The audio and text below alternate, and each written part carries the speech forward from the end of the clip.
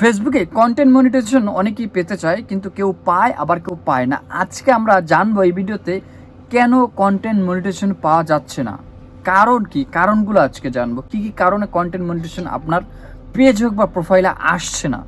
তো প্রধান যে কারণ সেটা হলো 1 নম্বরে রিউজ কন্টেন্ট। রিউজ কন্টেন্ট কথাটির অর্থ বলে দিচ্ছি সংক্ষেপে। একই কন্টেন্ট অনেক পেজে আপলোড হলে বা একই কন্টেন্ট বিভিন্ন প্রোফাইলে আপলোড হলে সেখানে রিউজ কন্টেন্টের আন্ডারে পড়ে এবং অ্যালগোরিদম ডিটেক্ট করে যে একই কন্টেন্ট বারবার ব্যবহার করা হচ্ছে, সেক্ষেত্রে রিউজ কন্টেন্টের আন্ডারে পড়ে, সেক্ষেত্রে আপনাকে কন্টেন্ট মনিটাইজেশন দিবে না। 2 নম্বর হলো রিপিটেড কন্টেন্ট। রিপিটেড কন্টেন্ট হলো একই কন্টেন্ট, ধরুন আপনার একটা ভিডিও ভাইরাল হলো বা আপনার পেজে একটা ভিডিও প্রচুর পরিমাণ শেয়ার হয়েছে বা মানুষ দেখছে, আপনি মনে করছেন যে এই ভিডিওটা যখন মানুষ এতবার করে দেখছে তাহলে আমি এই সেম ভিডিও আবার আপলোড করব। অনেক এরকম করে যে একই ভিডিও বারবার আপলোড করছে বা বারবার তৈরি করছে, একই কোয়ালিটির কন্টেন্ট, একই কোয়ালিটির জায়গায়, একই কোয়ালিটির স্পেস, সেম কন্টেন্ট বারবার তৈরি করছে, কারণ আগের ভিডিও ভাইরাল হয়েছে মানে নেক্সট সব ভিডিও ভাইরাল হবে। সেরকমভাবে একই কন্টেন্ট রিপিটেড করলে তাহলে আপনার কন্টেন্ট মনিটাইজেশন পাবেন না। এবার 3 নম্বর হলো copy paste content. Copy paste বলতে আমি এরকম বোঝাচ্ছি, মনে করুন অনেক আছে না, একটা ভিডিও পেজে দেখলো বা অন্য একটা প্রোফাইলে দেখলো, সেই লং ভিডিও বা শর্ট ভিডিও সেখান থেকে কিছু কিছু 30 সেকেন্ড 20 সেকেন্ড 30 সেকেন্ড 20 সেকেন্ড এনে এনে কেটে কেটে সে একটা কন্টেন্ট তৈরি করছে এবং সেটা পরবর্তীতে পেজে আপলোড করলো, সেটাকে বলে কপি পেস্ট কন্টেন্ট। সেক্ষেত্রে কিন্তু কন্টেন্ট মনিটাইজেশন দিবে না, কারণ ওটা আপনার কন্টেন্ট না। এখান থেকে এডিট করে একজন একটা কপি করে এনে আপনি পেস্ট করছেন, অ্যালগোরিদম ডিটেক্ট করে আপনাকে কখনোই কন্টেন্ট মনিটাইজেশন দিবে না।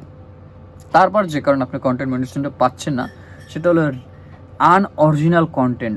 মানে একটা কন্টেন্ট যদি কোনো ব্যক্তি তৈরি করে তার একটা আইডি নাম্বার থাকে, কন্টেন্টের আইডি নাম্বার যেটাকে বলে। সো এই আইডি নাম্বার ম্যাচিং একটা টুলস থাকে যেটাকে বলে আপনার অ্যালগোরিদম ফরম্যাট থাকে, যেটা ওরা ওভাবে ডিটেক্ট করতে পারে। এখন আপনি যখন আনঅরিজিনাল কন্টেন্ট তৈরি করবেন, মানে আপনারও অরিজিনাল কন্টেন্ট না, এমনভাবে কন্টেন্টটা তৈরি করছেন মানে সেটার কোনো ভ্যালু প্রোভাইড নেই, মানে কোনো আইডি নাই।